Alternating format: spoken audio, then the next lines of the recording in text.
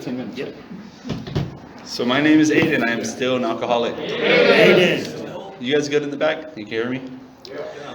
Yeah, so, yeah, I guess you're right. It probably doesn't matter if they can hear me.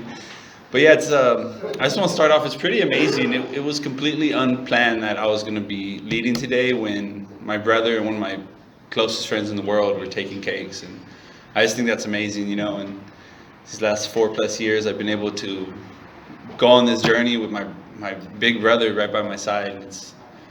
Yeah, I feel so lucky for that. And then I met Joe a few years ago, and now, yeah, we're roommates, and now he's just one of my best friends in the world, you know? It's awesome. But yeah, so when I first got sober, you know, I got locked up. They arrested me. I gave them my brother's name, different brother. His name wouldn't have worked. It was a different brother. I'm like, cool, I need to get out as fast as possible because I need to get back to my life. So I gave them the brother with the cleanest record, gave him his name. They take me in, and I'm going with the lie. They process me. I go to court, and I'm sitting there, and the attorney's like, your aunt says you're not Dylan. I'm like, I don't know what she's talking about. She doesn't know what she's talking about. So okay. They take me out, and the first thing the DA says, that's not Dylan. Because, I mean, she recognized me. It was a few years of being in that courthouse, you know, every couple months. So she recognized me, sent me back. And then they come back to me like maybe 30, 40 minutes later. Someone comes, and they're like, well, I think I want to send you to drug court. You want to come back in a couple weeks? I'm like, drug court, what's that? Like, oh, it's a program, yada, yada. I'm like, cool. All I heard was, oh, I'll be out of jail sooner, and I can go get high sooner. That's all I heard. So a couple weeks later, they started the drug court process. I did a few months in jail, and then they sent me to treatment. And I get to treatment, and you know, they're like, cool. I'm like, cool. It's about 6 months left of all this, and I can go back to my life that I thought I had, you know. And within 2 or 3 days of being there, they start taking us out on meetings, and by then I know I need to get a sponsor if I want to use the gym and finish this program. So they gave me the rundown, like, this is a good meeting. It's the 185 club up in Altadena. They're like, this is a good meeting to get a sponsor at. I'm like, okay, what do I do? They're like, just ask people. I'm like, just ask them what? Just go up to them and be like, will you be my sponsor? So the first guy was like, oh, someone just asked me, I can't help you. The second guy's like, oh, I'm a shitty sponsor, I can't help you. So I'm like, damn, this is harder than they made it seem. The third guy, who's my sponsor to this day, was like, of course. And now I've learned that's like one of the things he loves the most in the world is getting new sponsees, and he'll go to meetings to hunt, try to find them, and yeah, he'll go hunting, yeah. So he said yes. This guy said yes, and I'm like, cool. And now I could use the gym at the program I'm at. That's all I thought. Like, cool, I could use the gym now. And it's crazy because then a few days after that, I'm probably a little over 3 months sober, a week into treatment. He takes me on my first sponsor pass, and he takes me out, and we're sitting there, and he's asking me all these questions, like, oh yeah, you know, about my life and what I was doing before I got to treatment. And I was telling him all this stuff, and he's like, wow. He's like, you know what's amazing about all that you've been through? If you stick around here, all that shit you've been through might help someone else stay sober and might help save their lives. And I think of that all the time whenever I'm thinking, getting myself into a pity party about past traumas or whatever it is. I think, wow, well, at least now I can use this and try to help another person. And something else that first day I met with him that stuck with me is, you know, I was telling him, like, mostly what I was doing. I was drinking, but I was doing a bunch of meth. And he's like, it's fine. Just when you read this book, when you see alcohol in your head, replace it with whatever you were doing, or just all of the drugs and alcohol. And that stuck with me, and to this day, it made me realize that alcoholism is the disease doesn't discriminate between the substance. And my alcoholic thinking is gonna, you know, it could be not a drug or substance, and I can still think alcoholically. And that was that first day he told me that. And so yeah, then I started the steps with this gentleman, and the first we did the doctor's opinion, which I think, yeah, it's so powerful, you know, it just outlined my disease, and it's just like, it was so relatable right off the bat. So I'm like, okay, yeah, I can accept that I'm an alcoholic. And we started the first step, and he told me, he's like, you need to write a page about powerlessness and a page about unmanageability. And it doesn't have to be, it could be before you were getting high, it could be when you're a kid, just a page about both these things, and gave me the readings. And I procrastinated for a couple weeks. I'm like, that's impossible, a page on each. I haven't wrote a page in years. And then I finally sit down to do it, and it was the easiest writing I've ever done. Because I started looking how powerless I was over substances. That was easy. You know, even when I was first started smoking weed, I wouldn't want to get high and I would start smoking, or half the time I didn't even enjoy it because I was just like in my room trying to hide it from my mom, but I still did it because that's what I do as an alcoholic, is whatever is going to change how I think or feel and make it easier to not feel anything, I'm going to do. And I knew I was powerless. And I even looked back before I was getting high, and I thought about when I was a kid. My belly button birthday is November 2nd. Every year by the time my birthday came around, I was done with all the Halloween candy, because those 2 days I just ate till my stomach hurt. Just every single year. And to me, looking at that, that's alcoholic behavior, and I was probably 5 or 6 doing that.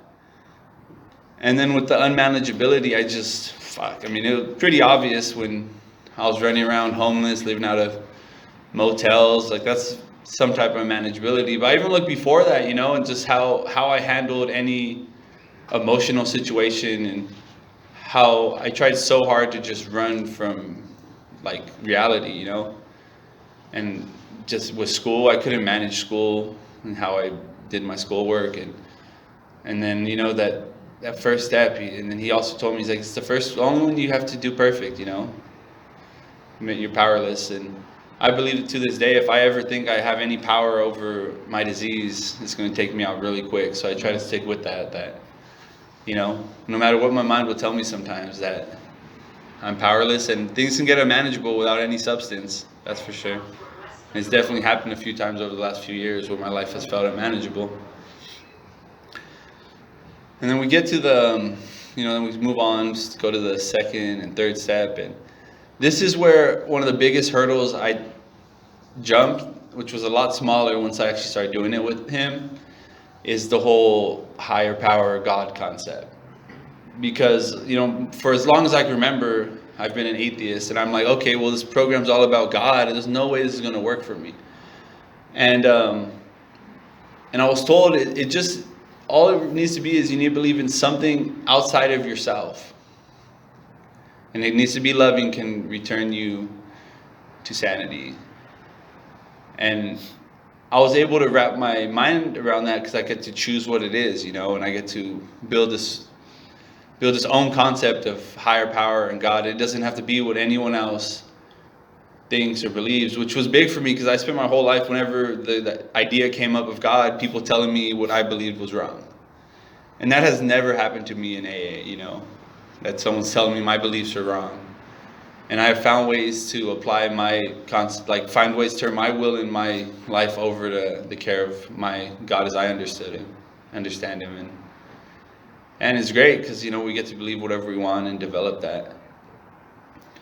And then with the fourth and fifth step, it's where I finally, I started gaining so much from this program when I did those, that I wanted to see it all the way through. And I'm still, when I'm doing these first few steps, I realize I'm like, I don't want to do any of the hard stuff. I can't go back to the meth and the cocaine because that's going to ruin my life. And it really came probably a few weeks into treatment when they had these family groups. Whew, man. And my mom came to the first one, so I'm probably 2-3 weeks into treatment. My mom comes. And they ask questions. It's like this little container with questions in that they pull out. And my mom pulls out a question. And I forgot what the question was, but I remember when she was sharing, she talked about when one of her sons called. And how her heart breaks, and she started tearing up. And I've seen my mom cry maybe 3 or 4 times my entire life. And one of those was in this family group when she started tearing up. And she's like, yeah, when they call, instead of being happy to hear from my sons, I freeze because I don't know what is it this time. Are they in the hospital, in jail? And that broke my heart. Like, I think of it today, sometimes I still I'll tear up because it's like, damn, I did all that to my mom because I didn't give a fuck. And I lied to myself. I'm like, I'm not around her, so I'm not doing any harm to her. And it's one of those delusions that I lived in, and that insanity where it's like I can be slowly killing myself, but I'm not harming my mom. And in that moment, I'm like, I can't go back to doing meth. That's essentially what my mindset was. I'm like, I'm gonna just smoke weed and drink, I'll be fine. And that's the insanity in it. In that moment, I'm like, I can get away with this, but not that. And that's my disease trying to convince me, I can manage this illness. So I'm doing these steps with, like I said, not the intention of staying sober. And so anyway, I get to the fourth step, and we did the columns, and I just remember doing the resentments, and I'm making my list, and I had a lot of little ones, but the big ones were all my brothers, my mom, and I didn't realize the resentment I had towards my dad, and that was a tough one, because it's like, what part do I have in it that he shot himself when I was 11? Like, what did I do, But I still had it on my list, and I realized I needed, even though I tried to act like I wasn't mad about it, I had to learn to forgive him and, try to move past it. And with my mom, it was so easy. I looked at my part in it, and it was just like, yeah, I was a piece of shit. That's why she was not answering my calls, because I'm running around asking her for money so I get high. And I was able to start moving past that. And then my brothers, I had a lot of resentment for all three of them. I have three older brothers, especially the oldest one, because he's my oldest brother, and I felt like he never was there for me and any of that. And my the one right above me, the one whose name I used, I thought he deserved it because he was always an asshole to me. But I started looking at my part in it, and like, okay, I was being inconsiderate of what they were going through, because they all lost their father when I lost mine, And I thought of all the selfish things I did, and I started to be able to forgive them, which is one of the biggest blessings I've gotten from AA, because probably 5-6 years ago, I thought I would never be any of their friends, and now I go to meetings with one of them. You hang out with the other two pretty much every week. At least once I'll see them or talk to them on the phone, and it's these relationships I was denying myself, got so much anger towards them all, and I got them back. And then did the fear inventory, and when I was getting high, I thought I had no fears. I thought, oh shit. I thought I was fearless, like I thought I can do, whatever. I wasn't scared of all the stuff normal people were scared of. But then I start this fear inventory, and I look at all these deep-rooted fears I have. Like I thought I would never be able to be happy at all, or the fear of people, rejection, and all these things that I lived with for so long. And after I identified them, it's like now I can start working on these fears and try to not act in fear all the time. And yeah, it was awesome, And then the sex inventory, just seeing all those patterns, it's like how I abused every relationship, and I justified all these fucked up behaviors towards the women in my life. And then part of it, I remember right before I was part of my fifth step, my sponsor told me, he's like, look, if there's any secrets you're holding on to, now would be a good time to get them out, And I did. There was a couple things I thought I would never, never share, or I would take to the grave. And those were the same things that kept me up at night. And once I told him, it took so much power out of them. And it's like now, if it comes up, I've opened up plenty of times about a couple things that happened in my life that they don't keep me up at night. I'll think about it, and it'll just be a passing thought, And then, the character defects. It's one of the beautiful things to me about AA is I get to work on myself and grow as a person, because I believe people, non-alcoholics, they have to, and they get to live with these defects, because for most people, the consequences of not working on themselves is being shitty people.